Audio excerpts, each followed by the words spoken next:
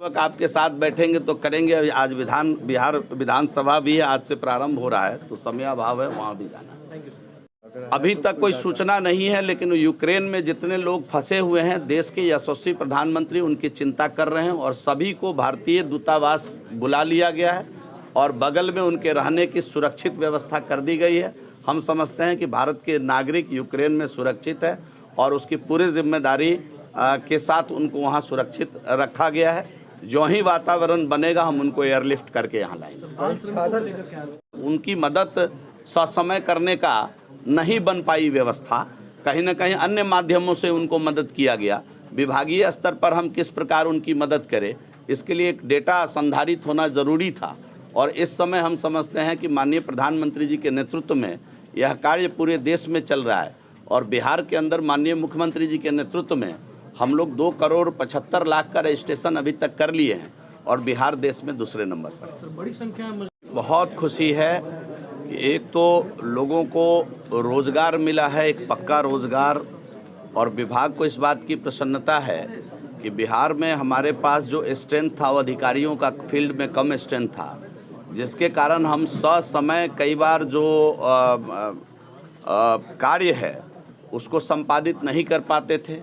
कई बार लोगों का जो क्लेम है, क्लेमेंट को ससमय नहीं दे पाते थे और अधिकारियों की बड़ी कमी थी। आज बड़े संख्या में 40 से अधिक आज श्रम प्रवर्तन पदाधिकारी और 11 नियोजन अधिकारियों को आज नियुक्ति पत्र विभाग के द्वारा दिया जा रहा है और हम समझते हैं कि आने वाले दिनों में विभाग को सरलता और सुगमता से चलाने में इनकी महती भूमिका स्थापित होने वाली है।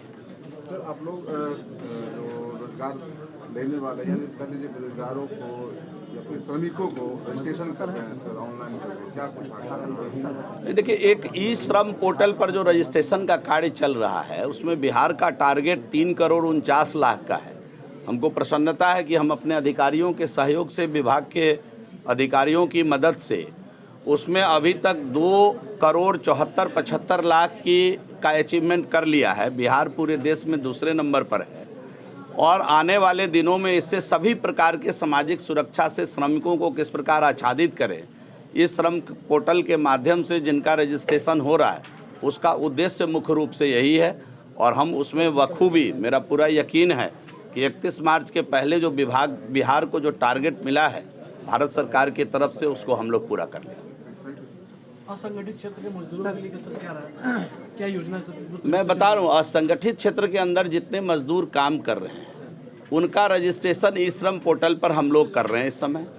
उनको सभी प्रकार के, भविष्य में सभी प्रकार के सामाजिक सुरक्षा से आच्छादित किया जाएगा। अभी अगर उनके साथ जिनका रजिस्ट्रेशन हो गया है किसी प्रकार की कोई मिसहैपनिंग होती है और उसमें अगर उनकी मौत हो जाती है तो उनके परिजन को तत्काल 2 लाख रुपया उनके आश्रित के खाते में भारत की सरकार भेजने का काम करेगी और अगर डिसेबिलिटी का कोई पार्ट बनता है तो उसमें भी 1 लाख रुपए का प्रावधान ई श्रम पोर्टल पर रजिस्ट्रेशन के माध्यम से किया गया है।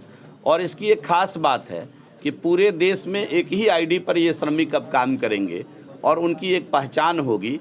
इस दिशा में भी कोविड के बाद एक बड़ा डिमांड था कि एक असंगठित क्षेत्र में काम करने वाले श्रमिकों का कहीं कोई डेटा नहीं था।